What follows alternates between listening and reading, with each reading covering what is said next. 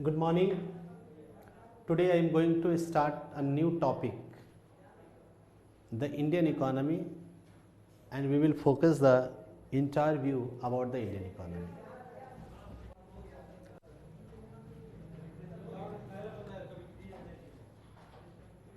The Indian economy can be analyzed from various angles.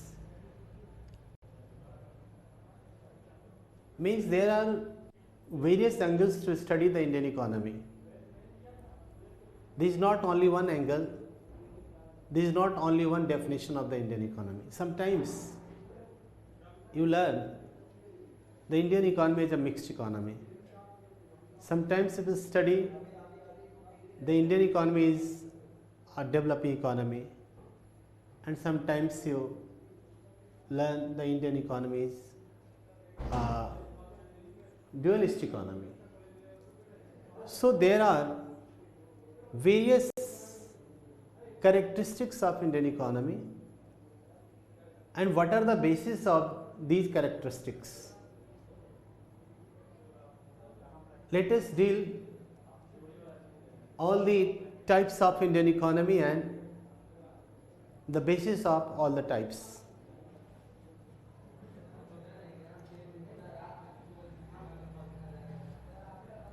First, economic organization. The first angle of Indian economy is economic organization. The second is structure of the economy, and the third is the stage of its growth and development. Means there are under three category we will study the Indian economy. The first is economic organization, second structure of the economy and the stage of its growth and development, और तीसरा है कि growth and economy development के base पर India की economy का क्या definition हो सकता है, क्या कैरेक्टरिस्टिक्स हैं. First, we know the organizational setup of the Indian economy. What is the organizational setup of Indian economy? इसके organizational setup क्या है?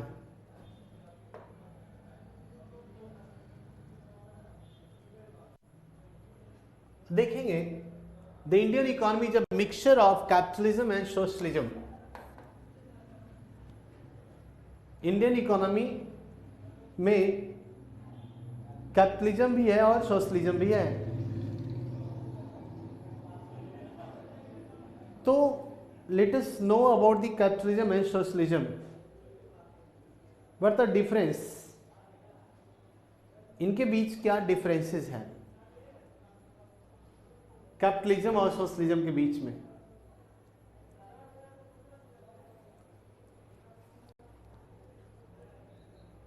commonly known as mixed, और चूंकि both are found in the Indian economy, capitalism is also found, socialism is also found. That's why this economy is popularly known as the mixed economy. Mixed economy का मतलब होता है कि there is blending of capitalism and socialism. Next हम लोग deal करेंगे कि socialism और कैपिटलिज्म में क्या फर्क है. तो चूंकि दोनों है, दोनों एक अपोजिट चीजें हैं. कैपिटलिज्म इज पूंजीवाद, सोशलिज्म समाजवाद. Both the concept of economic setup organization is found in Indian economy, and it is popularly known as the mixed economy.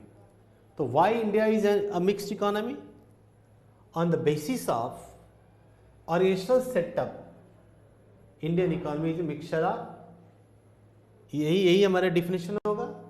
If someone asks you in interview, in written exams and in PT also, if someone asks you why the Indian economy is a mixed economy, because The Indian economy is a blend of socialism and capitalism.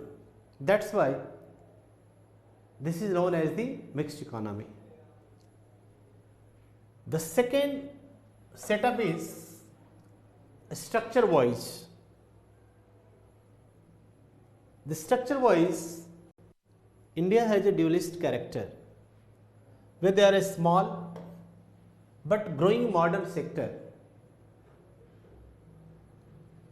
is coexisting with vast and sprawling traditional sector. Structure wise, the Indian economy is a dualist economy. You will find sharp contrast in the shape of our economy.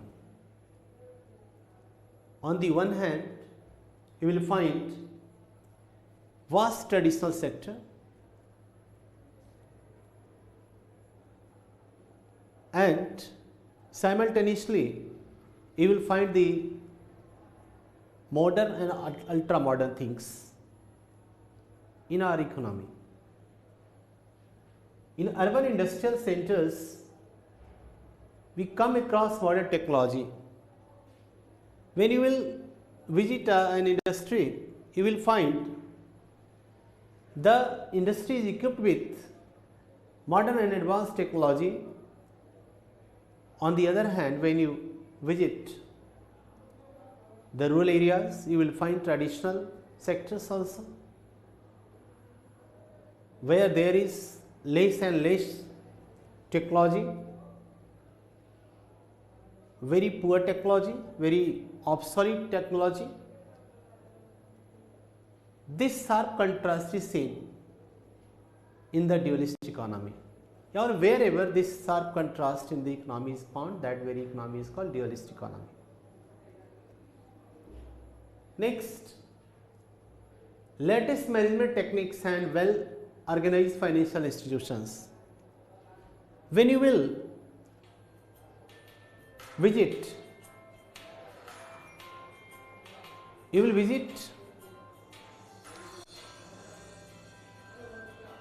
in rural areas, you will find latest management techniques and well organized financial institutions. The managers are highly qualified, they are equipped with innovative knowledge,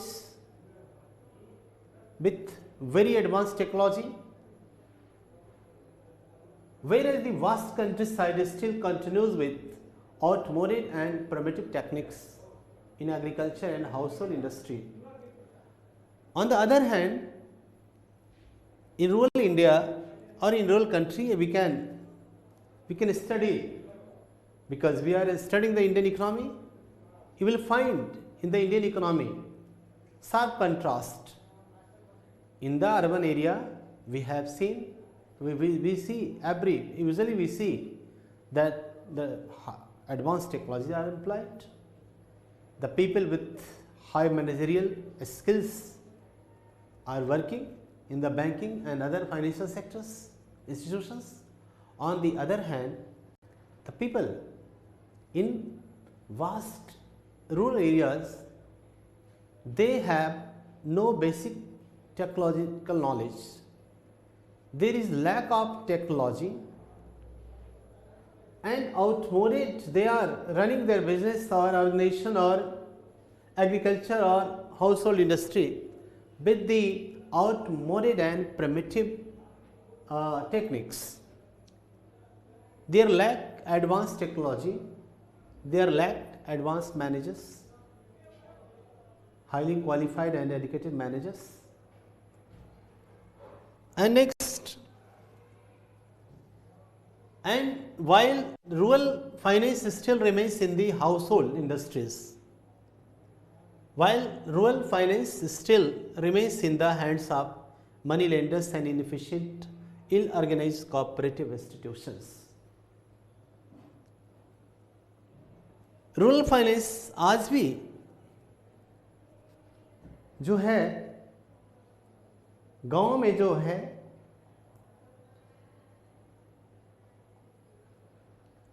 वो बिल्कुल money lender के हाथ में है, सूदखोर जिसको कहते हैं, साहूकार जिसको कहते हैं,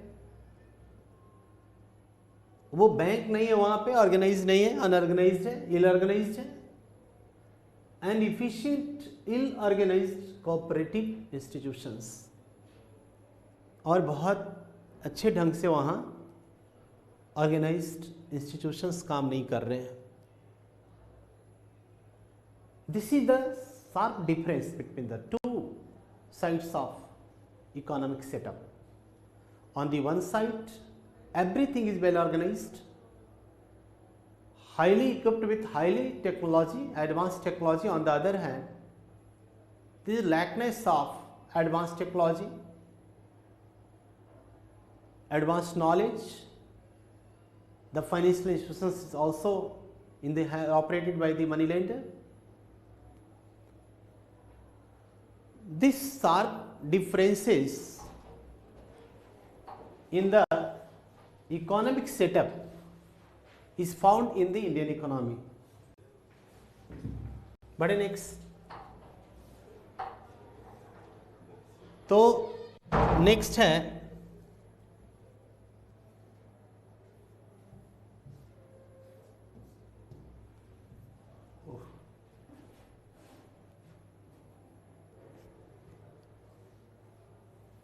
नेक्स्ट है however the major point of interest in case of the Indian economy pertains to the level and extent of its development. तो फिर भी the major point of interest in case of the Indian economy, जो major point होता है of interest in case of the Indian economy pertains to the level and extent of its development. तो क्या है ये? एक level and extent of its development पर है. India even after half a century of development efforts,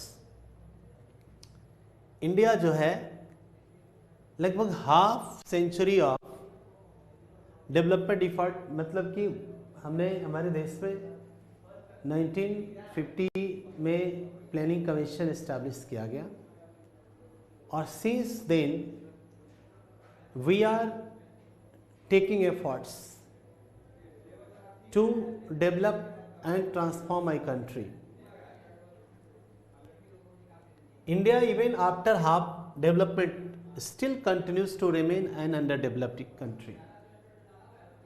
Means we have taken many initiatives to develop it, but still we are living in very poor condition. Still the Indian economy is underdeveloped. Low income, poverty, unemployment, excessive dependence on agriculture, etc.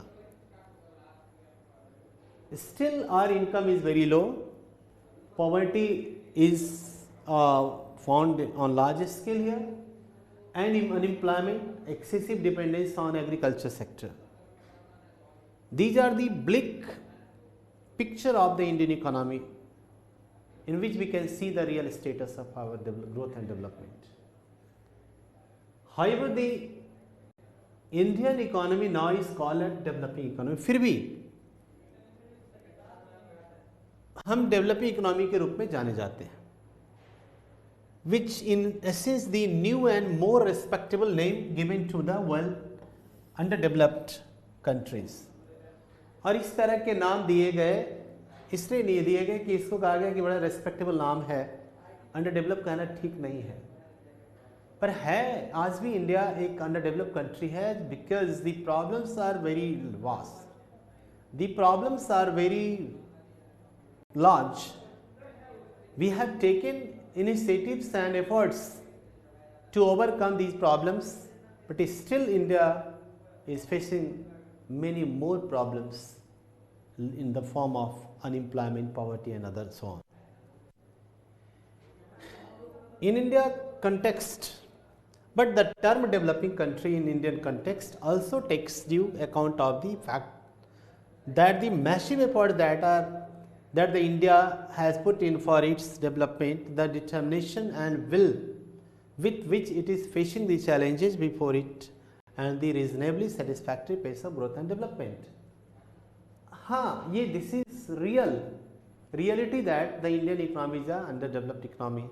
But जो हमारे प्रयास हैं Indian economy को बढ़ाने के लिए, जितनी हम कोशिश कर रहे हैं, हम हमारे देश में जो इनिशिएटिव्स लिए जा रहे हैं कि yes this is reality that we are under developed country, but we are ready and we are standing, we are fighting, we are trying to eliminate this chronic socio-economic deficiency of my country, and we want to get the pace of development.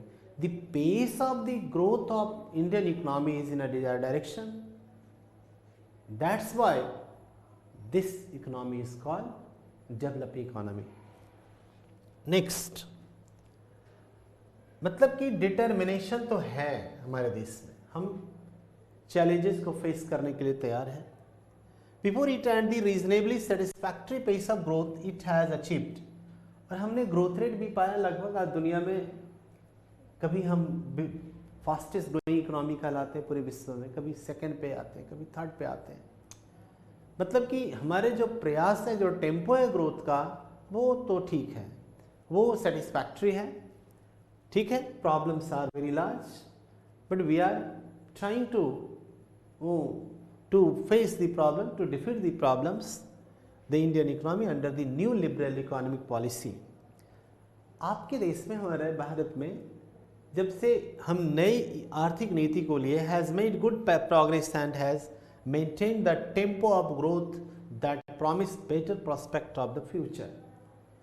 1991 में liberal policy अपनाया गया था. 1991 में this policy was adopted by P.V. Narasimha Rao. Then he was the Prime Minister of India, and under the effective management and leadership of Dr. Manmohan Singh. Dr. Manmohan Singh is known as the Oxbridge Scholar. Why? Because he studied from Oxford and Cambridge both. He displayed his skill, his efficient, his caliber to transform the Indian economy. And in 1991, India adopted the LPG policy. Through this LPG policy के कारण आज जो India में जो changes आ रहे हैं, transformation आ रहे हैं, ये एक तरह से ये बताता है कि कैसे हम कितनी कोशिश कर रहे हैं कि हमारा जो आने वाला फ्यूचर हो वो बेहतर हो. 91 के बाद से इंडिया ने एक बड़ी छलांग लगाई इंडियन की इकोनॉमी के ग्रोथ के लिए, and this is visible in our country. तो अब देखेंगे इंडियंस इकोनॉमिक फ्रेमवर्क. अब इसको ज़रा डिटेल्स में हम लोग देख लें ताकि कभी कोई प्रॉब्लम्स ना हो इस टॉपिक को जानने के लिए. Being student of aspirants of UPSC, BPSC and other classes, ये न सिर्फ उनके लिए जो स्टडी कर रहे हैं इकोनॉमिक्स का, सभी लेवल के लिए ये ज़रूरी है कि they should know the real about the Indian economy, कि आखिर भारत की अर्थव्यवस्था है क्या. ध्यान देंगे. इंडियाज इकोनॉमिक फ्रेमवर्क अ मिक्स्ड इकोनॉमी. इंडिया का जो इकोनॉमिक फ्रेमवर्क है वो क्या है? Mixed economy. अब मिक्स्ड इकोनॉमी क्या होता है उसके बारे में डिटेल्स जान लें हम लोग. A mixed economy is that form of economic organization where elements of the capitalistic economy and those of the socialist economy are found mixed up together. अब जब कैपिटलिस्ट इकोनॉमी और सोशलिस्ट इकोनॉमी दोनों एक जगह पे एक साथ मिला जुला रहे। मैंने पहले भी बताया कि Indian economy is a blending of fine blending of both the types of economy, the capitalistic economy and socialistic economy. Capitalism, अब what is capitalism? तो अब तो ये जानना है कि कैपिटलिज्म क्या होता है, कैपिटलिस्टिक इकोनॉमी क्या है और सोशलिस्टिक इकोनॉमी क्या है। दोनों है, कैपिटलिज्म भी है, सोशलिज्म भी है, but we should know what is capitalism and what is socialism, and only then we will able to know the differences between the capitalism and socialism. Capitalism or a free enterprise system, as it is also called, refer to that type of economic organization where there is freedom of enterprise. In capitalism you will find the enterprise, there is freedom, whatever you want to do, which industry you have to do, install, there is no any objection, there is no any controlling of the government. You can do, establish anything, freedom of occupation and freedom of keep private property, means in the private or capitalism economy you have right to keep private property.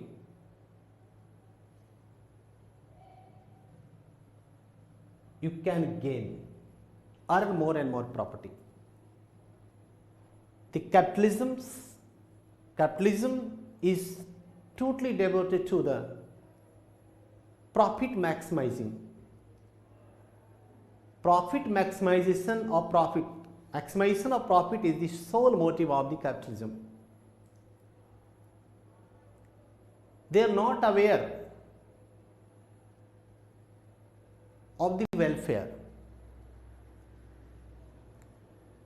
Capitalism doesn't assure to establish a equal society. Profit making, we can say that capitalism is a system of profit making.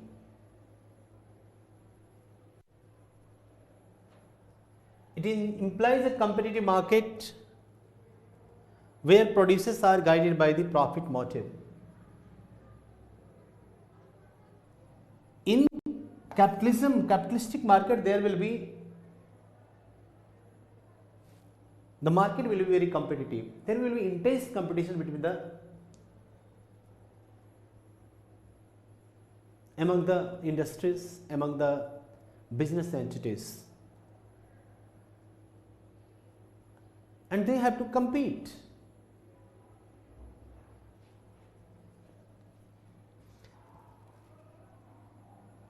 The produces for profit motives. If there is no motive, there is no profit, the company will, the industry will, the organization will stop production. Because if there is no profit, why should the company or organization or industry will produce? So it is totally guided by the profit maximizing. With the maximization of private profits is the sole objective of the production, exchange and distribution. Means there is only profit and profit. If there is no profit, will be no production at all.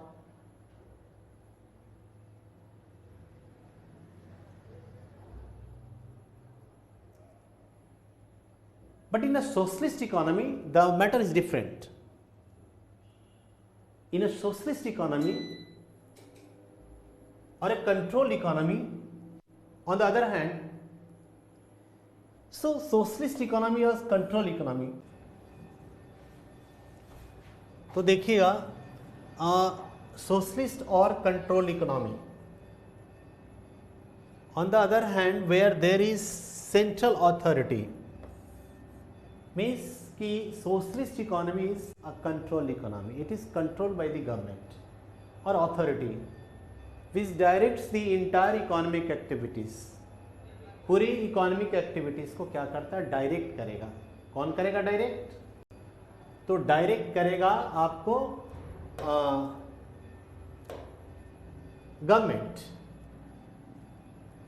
जबकि private sector में हमने देखा, capitalism में देखा कि capitalistic खुद कोई भी निर्णय डिसीजन ले लेता है और क्या करना है नहीं करना है वो उनकी अपनी डिस्क्रिप्शन के ऊपर में डिपेंड करता है।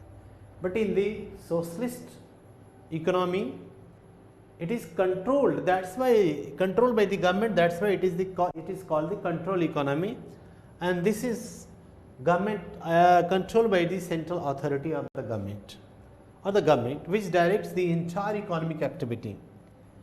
Means of production are the no longer a private property. अब यहाँ पर क्या है, जो बेसिक डिफरेंस है, the difference is that कि on the one hand the private sector in the capitalist economy, the property is owned by the private individuals, but in the socialist economy the property is not owned by the private individuals, they are owned by the government which decides about what to produce and how to produce. ठीक इसका उल्टा है capitalism में।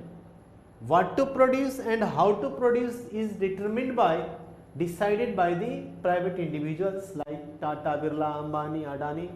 There are many big tycoons and they have to decide that what should be produced and how should be produced. But in a capitalism, a socialism and socialistic economy, what should be produced and how should be produced, this decision is taken by the government. That is why this system is called, means the socialist system is called control economy. Clear हो गया दोनों? There is no freedom of occupation, इसकी freedom नहीं है। In the capitalism there is freedom of occupation, क्या करना है वो freedom है, बट यहाँ पे क्या करना है उसकी freedom नहीं है, वो गवर्नमेंट विल डिसाइड कि हमें क्या करना है। It is the government which decides about the occupation of various people, which job is to be allocated to a particular groups of the workers and where factories और workers are to be locates.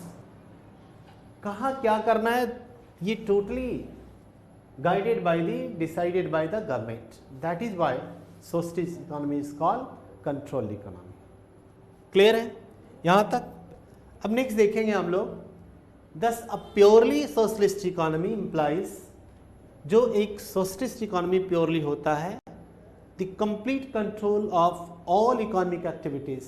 वहाँ पे पूरी क्या होती है, economic activities को control करता है, जैसे कंजम्पशन हो गया, प्रोडक्शन हो गया, एक्सचेंज एंड डिस्ट्रीब्यूशन हो गया।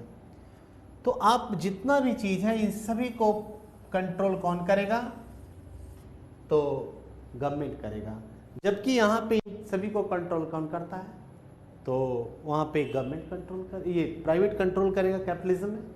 But in the socialistic economy control, in between these two systems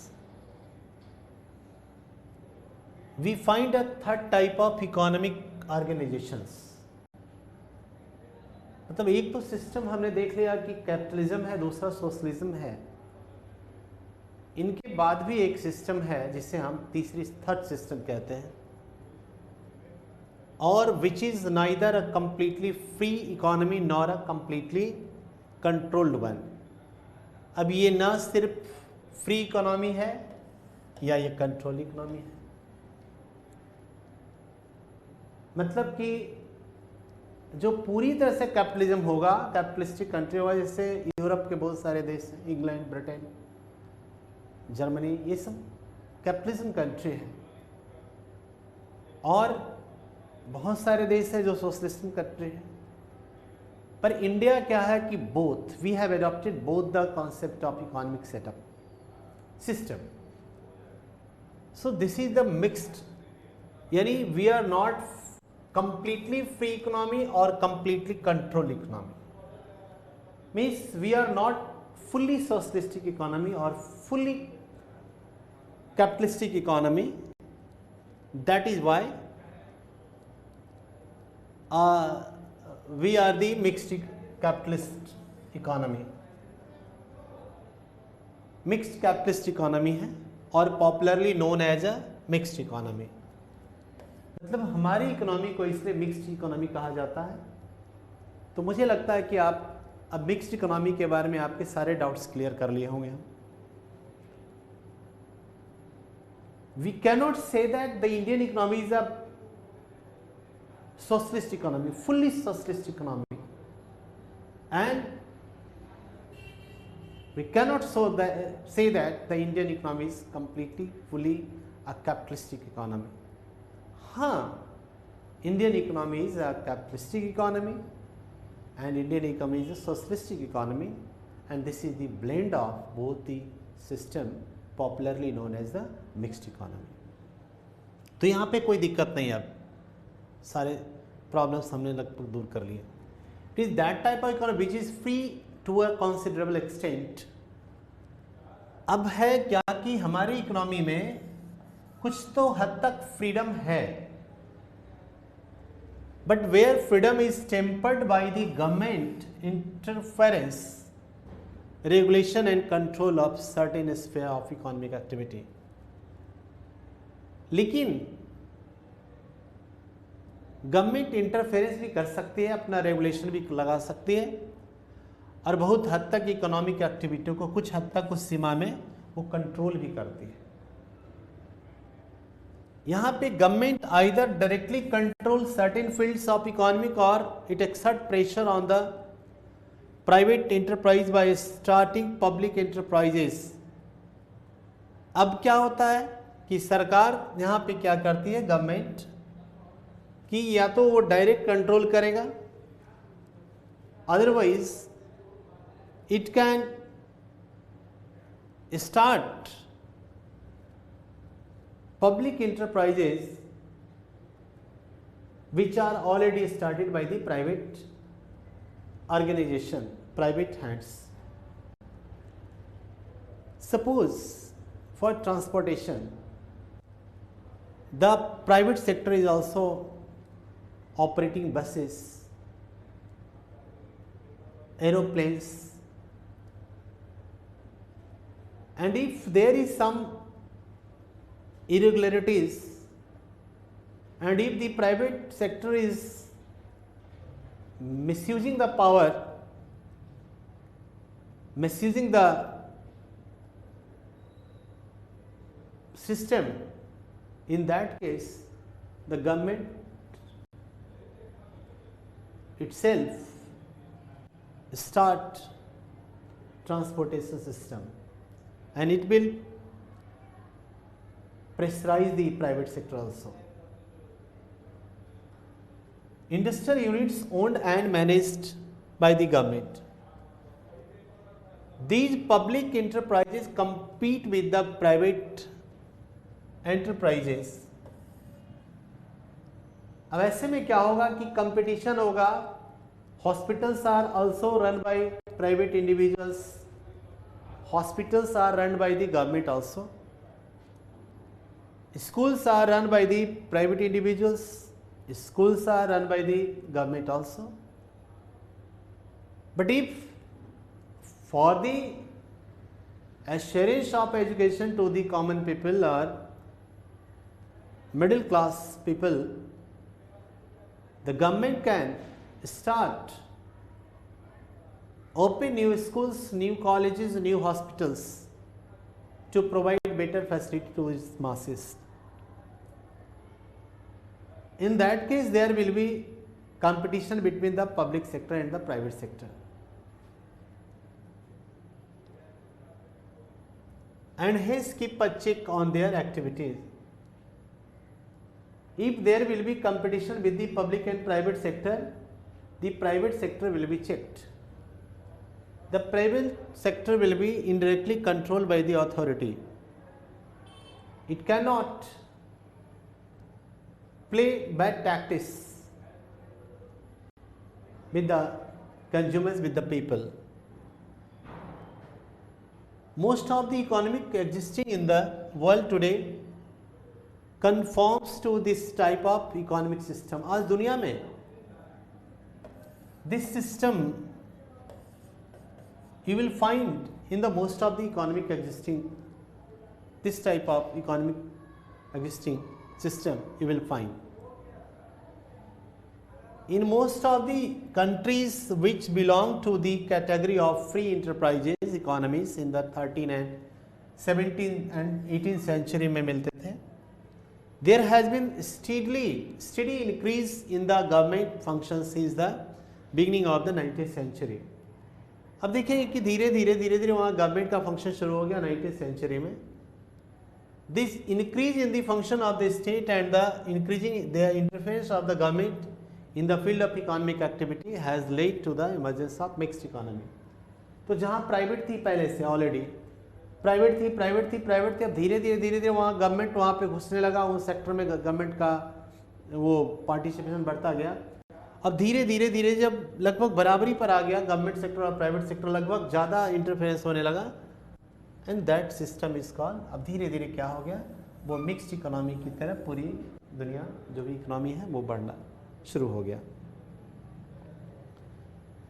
and a new form of economic organisation which has come to be accepted in many countries. अब पूरी दुनिया में mixed economy के concept को लिया जा रहा है, लगभग भारत में भी और भी देशों में. To bridle the private sector of capitalism, the government's interference is mandatory.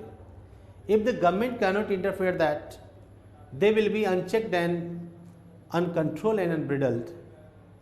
That is why the government also started their interferences. India is an example of country which has adopted the mixed economy. Bharat एक example है. India में हमने mixed economy के concept को लिया. तो हमारे देश में देखेंगे कि प्राइवेट सेक्टर्स भी हैं, पब्लिक सेक्टर्स भी हैं.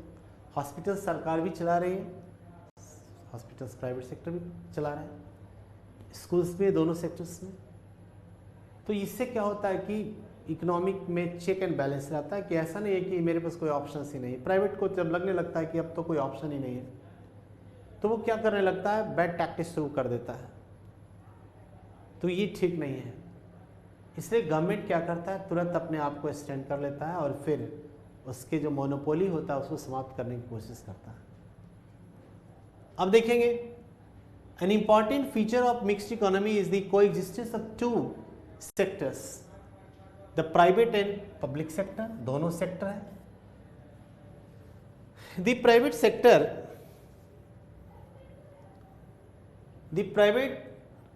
sector consists of all those business units, firms and industries which are owned and managed by, controlled by the private people. इसको प्राइवेट पीपल मैनेज करेगा. पब्लिक सेक्टर दूसरी तरफ जो है वो उसमें इंडस्ट्रियल यूनिट्स हैं, बिजनेस हैं, एंटरप्राइज हैं which are owned and manage by the government और लोकल अथॉरिटीज़. उनको लोकल अथॉरिटी करेगा. There is no hard and fast rule regarding the size of the private and public sector. तो कोई भी hard fast rule नहीं है private and public sector के लिए. इन द मिक्स्ड इकोनॉमी में रूल नहीं है, फ्लेक्सिबिलिटी होता है. But normally it has been found that private sector in such economies is considerably larger than the public sector. लेकिन आप देखिएगा कि normally it has been found that private sector in such economy is considerably larger than public sector. पर mixed economy में private sector ज़्यादा बढ़ जाता है, उसकी कंट्रीब्यूशन बढ़ जाता है. कोई हार्ड फास्ट रूल नहीं है, लेकिन यूजुअली देखिएगा कि प्राइवेट सेक्टर धीरे धीरे आगे निकल जाता है, बढ़ जाता है पब्लिक सेक्टर से. However, there is gradual expansion of the economic public sector as the government decides to enter into new lines of production or to nationalize the existing industries in national interest. लेकिन फिर भी there is a gradual expansion of public sector भी बढ़ते जाता है और government decide करती है कि हम नए लाइन में बिजनेस प्रोडक्शन में इंटर करें या फिर जो एग्जिस्टिंग जो इंडस्ट्रीज हैं उनको नेशनलाइज कर दें। किस हक में? तो अगर वो भारत के हक में, देश के हक में, राष्ट्र के हक में, हित में अगर अच्छी बातें होती हैं तो उनको नेशनलाइज भी कर दिया जाता है। ऐसा हुआ हमारे देश में आज़ादी के बाद। एयर इंडिया एक एग्जाम्पल लेंगे। एयर इंडिया क्या थी? पहले प्राइवेट टाटा का था। उसको गवर्नमेंट ने, उनको लगा कि अगर इनको हम प्राइवेट से सरकारी कर दें तो नेशनल हित के लिए बेहतर होगा, उसने उसको नेशनलाइज भी कर दिया। फिर इधर हाल में उसको फिर से डी नेशनलाइज किया गया, मतलब कि प्राइवेटाइज किया गया। तो इस तरह का जो स्टेप्स सरकार time to time for the interest of the country उठाते रहते हैं। India adopted the pattern of a mixed economy. हमने तो, भारत ने तो आज़ादी जब मिली थी तब से ही मिक्स्ड इकोनॉमी के पैटर्न को अपनाया गया था। द इंडस्ट्रियल पॉलिसी आई थी 1948 में पहली बार। That time the industrial minister was Shyama Prasad Mukherjee and the first industrial policy was made in 1948 just after independence. In this policy in 1948, the entire industries of our country was divided into 4 parts. 4 भागों में बांटा गया था। And that time, उस समय जब बांटा गया, clearly defined the role of public sector in India, wherein it was laid down that apart from the defense, तो उस समय भी कहा गया कि पब्लिक सेक्टर के बड़े रोल होंगे। डिफेंस, रेलवेज, एटॉमिक एनर्जी, जो कि ऑलरेडी पब्लिक सेक्टर के अंदर में था। And of the basic and key industries would be the monopoly of the state, मतलब कि इन इंडस्ट्री में सरकार की मोनोपोली होगी, मतलब ये इंडस्ट्री या ये जो सेक्टर्स हैं वो उसको मेंटेन गवर्नमेंट करेगी। तो when was the first industrial policy adopted? In 1948. 48 में हमारी इंडस्ट्रियल पॉलिसी बनी और इस पॉलिसी में the industries were divided into 4 parts, 4 भागों में बांटा गया था। And in this policy, the crucial sectors means railways, defense and atomic energy, these sectors were already in the hands of the public sector, and there was the monopoly of the state in these sectors. The industrial policy of 1956, अब दूसरी policy बनती है। 48 में पहली policy, दूसरी policy बनती है 1956 में। तो further expanded the sphere of the public sector by including 17 industries exclusively under the state monopoly and 12 other where the state ownership and to be progressively expanded. तो जब 1956 में इंडस्ट्री बनी, जवाहरलाल नेहरू, दैट टाइम जवाहरलाल नेहरू ने he adopted the mixed economy, pattern of mixed economy, और expand बढ़ाया गया public sector का।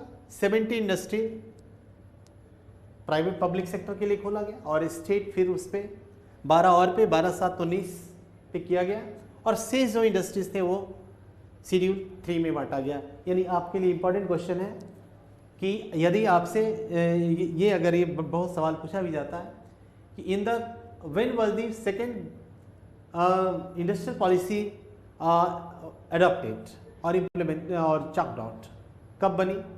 तो the second industrial policy was adopted in 1956 और इसमें दो टोटल इंडस्ट्रीज थे देश के अंदर, उन सारी इंडस्ट्री को 3 भाग में रखा गया था, schedule A, schedule B, schedule C. Schedule A में 17 इंडस्ट्रीज को रखे गए, शेड्यूल बी में 12 को रखे गए और शेड्यूल सी में शेष बाकी जो इंडस्ट्रीज थे इंडिया में वो सारे शेड्यूल सी में थे। इसमें जो कुछ मेन चीज़ें हमने बताया, कुछ सेक्टर्स जो रेलवेज वगैरह, एटॉमिक वगैरह है, वो हमेशा सरकार के दायरे में रहे। With this the state control the commanding Heights of the economy and the height system of that mixed economy was strengthened. और ऐसे में क्या हुआ कि सरकार ने अपनी कंट्रोलिंग रखी और ये सिस्टम हमारे यहाँ क्या हुआ, इस्टेब्लिश हुआ। कौन सा? तो मिक्स्ड इकोनॉमी का सिस्टम इंडिया ने अडॉप्ट किया। Next, however under the economic policy announced in July 91, अब आगे देखते हैं कि 91 में इकोनॉमिक पॉलिसी आई, जिसको we have already told about the LPG new economic policy में लिबरलाइजेशन, प्राइवेटाइजेशन एंड ग्लोबलाइजेशन की पॉलिसी थी। The role of the government in economic sphere is sought to be reduced. ऐसे में हुआ क्या कि सरकार की जो रोल थी ना, जैसे एक समय में सरकार की रोल को बढ़ा दिया गया था 56 में, बहुत सारे बैंकों का सरकारीकरण किया गया था 69 में, 14 बड़े बैंकों को नेशनलाइज किया गया, आज डी नेशनलाइज किया जा रहा है। तो बहुत सारे चीज जिनकी की आज़ादी के तुरंत बाद राज्यों की जो भूमिका थी वो बढ़ा दी गई थी। State intervention was increased there and establish the proper system of mixed economy को लगातार बढ़ा दिया गया था। But it was felt in 1991 कि कुछ हम क्या करें, सरकार कुछ चीज़ों को ऑफलोड करे, मतलब कि सरकार कुछ चीज़ों से वो हटे और प्राइवेट सेक्टर को आप उसके जिम्मे करें। तो देखेंगे क्या कि जो माना गया कि कुछ कम किया जाए, पब्लिक सेक्टर का रोल कुछ कम किया जाए। तो इकोनॉमिक रिफॉर्म्स जो आया seek to bring about greater efficiency in the economy through limiting the role of the public sector and privatisation of larger segment of the economy. और कहा गया कि हम धीरे धीरे अपने को थोड़ा खींच लें, मतलब गवर्नमेंट को सेक्टर से अपना हाथ खींच ले, सो दैट कि वहाँ पे प्राइवेट सेक्टर अपना काम करना शुरू करे। तो privatisation of larger segment of the economy, the entry has been given to the private sector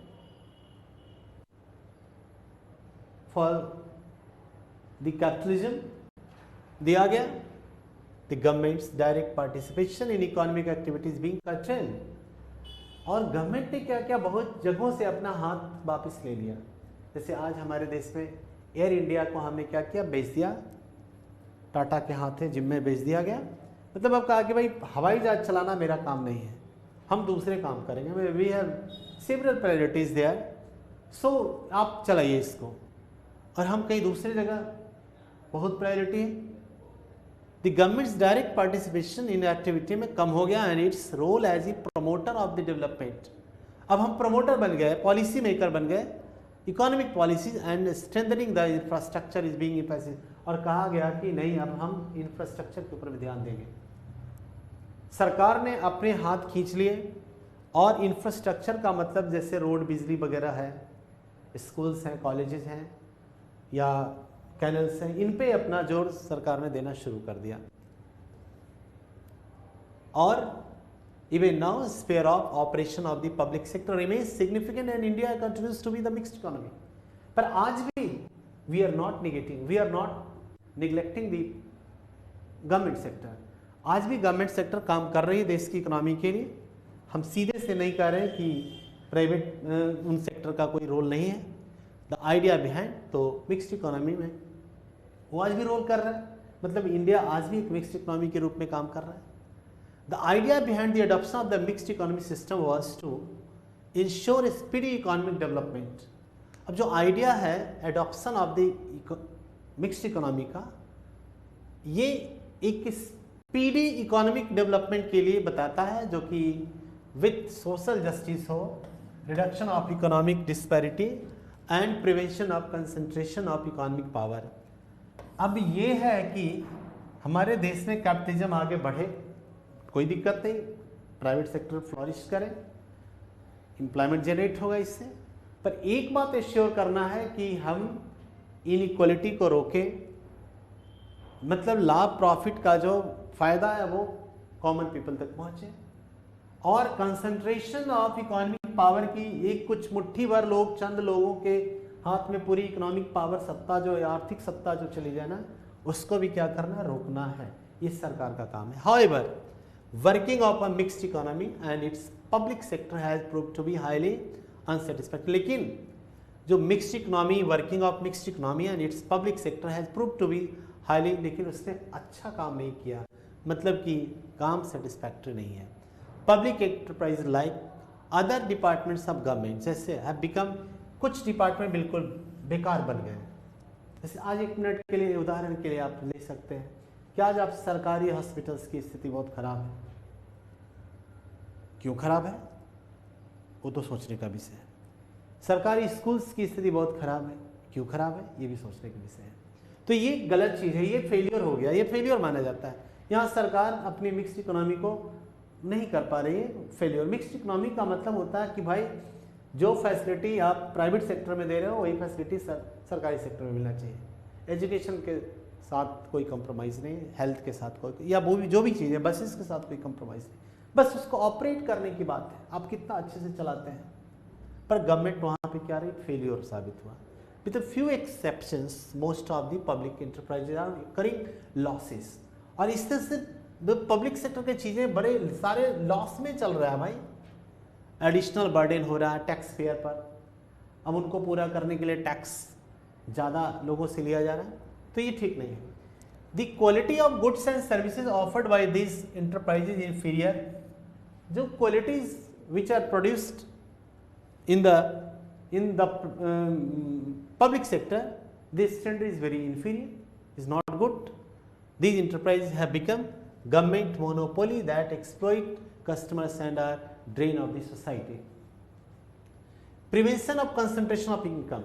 अब दूसरा देखेंगे कि जो हमने सरकार ने कहा था कि भाई economic wealth and economic power in the private hands, ये सब के कंसंट्रेशन को हम रोकेंगे, ये सब को रोकेंगे, जो कि which was the main among the AIIMS of India's mixed economy में यही था कि हम सरकार का जवाबदेही होता है कि कोई इकोनॉमिक पावरफुल इतना ज़्यादा ना बन जाए, कंसंट्रेशन इतना बढ़ नहीं जाए। वो भी अच्छा नहीं हुआ। आज भी देखिएगा आप इंडिया में कुछ 2-4 लोग के साथ हाथ में बहुत सारी प्रॉपर्टी, आया दिन आंकड़े डेटा बताते हैं कि इतना चंद लोगों के पास इंडिया का 75%, 80%, 90% जो एसेट्स है वो 100 लोगों के हाथ में, 200 लोग। तो यहाँ पर भी गवर्नमेंट ने क्या करी, फेल करी है। Various studies conducted from time to time आया है, so that there has been tremendous growth, बहुत ग्रोथ हुआ है। आप देखिए assets of the top business houses का बहुत, आज देखिए हमारे देश में अंबानी अडानी, उनके बिजनेस भाई बहुत, पता नहीं, एकदम लगता है कि मिरेकल हो जाता है, स्वप्न के जैसा बढ़ रहा है भाई, पता नहीं लगता है कैसे बढ़ जा रहा है। This means that economic concentration has increase over time. और इस तरह से जो इकोनॉमिक कंसंट्रेशन है वो बढ़े हैं, मतलब उनकी संपत्ति पता नहीं इतना ज़्यादा बढ़ गया, जबकि आम आदमी के देश के संपत्ति में कोई बल्कि और कमी आ गई है। पर उनकी मतलब कि कहीं ना कहीं कैपिटलिज्म क्या कर रहा है, वो प्रॉपर्टी को, जो एसेट्स हैं, जो कैपिटल हैं, वो कैपिटल कंसंट्रेशन हो रहा है। And the government is not in a position to check the capital concentration in the hands of handful persons. The regulation of private enterprise to serve social interest has to be a failure. अब जो regulation है of the private enterprises to serve social interest has to be a failure. ये भी ठीक नहीं रहे हैं। मतलब कि प्राइवेट एंटरप्राइज जो है, प्राइवेट कंपनी को सोशल सेक्टर के लिए, सोशल समाज के लिए काम करना चाहिए था या है करना, पर उसमें भी वो सफल नहीं रहा। यहाँ पर भी हम फेलियर रहे हैं, हर जगह फेलियर हो रहे हैं। Industrial regulation through licences has been largely ineffective, ये भी कम है। Many of the industries continue to produce much above than sanction capacity. अब जिनको जितना अलॉटमेंट है उससे कई गुना ज़्यादा वो क्या कर रहे हैं, अब वो प्रोड्यूस कर रहे हैं। क्यों? For profit maximising. और licences for many industries have been concerned by a few big industrial houses, thereby preventing the coordinating development of industry. बल्कि और इंडस्ट्री को नहीं करना है तो कुछ ही लोगों को लाइसेंस दिया जा रहा है। इससे क्या हो रहा है, कैपिटल एक्युमुलेशन एंड कैपिटल का कंसंट्रेशन हो रहा है हैंडफुल पर्सन के हाथों में। अब देखिए दे रहा है यहाँ पे कि लाइसेंसेस, कंट्रोल्स, परमिट्स एटसेट्रा, जो कंट्रोल्स हैं, लाइसेंस हैं, परमिट्स हैं, have led to a large scale corruption. इससे बहुत ज़्यादा भ्रष्टाचार भी हुआ। The system of the haphazard enterprise and on the one side prevented the growth of enterprise एक तरफ उनकी ग्रोथ भी कम हुआ है and on the other hand led to prosperity of dishonest, और जो बेईमान लोग हैं वो बहुत मुनाफे में हैं। Corrupt and inefficient class of entrepreneurs who aim is to amass wealth by shady deals with unscrupulous business practice. In fact, the short of license permit Raj has shifted the growth of trade and industry. अब क्या हो गया है कि जो permit राज है वो इनके कारण क्या हुआ है कि हमारे देश की इकोनॉमी, ट्रेड, इंडस्ट्री परमिट राज के कारण, लाइसेंस के कारण, जो कंट्रोल्स के कारण, इनके कारण क्या हुआ है, उन इंडस्ट्रीज़ को पर रोक लग गया है, वो अच्छे से काम नहीं कर पा रहे हैं, उनको अच्छे से परमिट नहीं मिल रहा है, वो उन पर कंट्रोल किया जा रहा है, जो कि क्या कर रहा है, it is creating obstacles on the way of growth and development of my country. ये प्रॉब्लम्स हैं।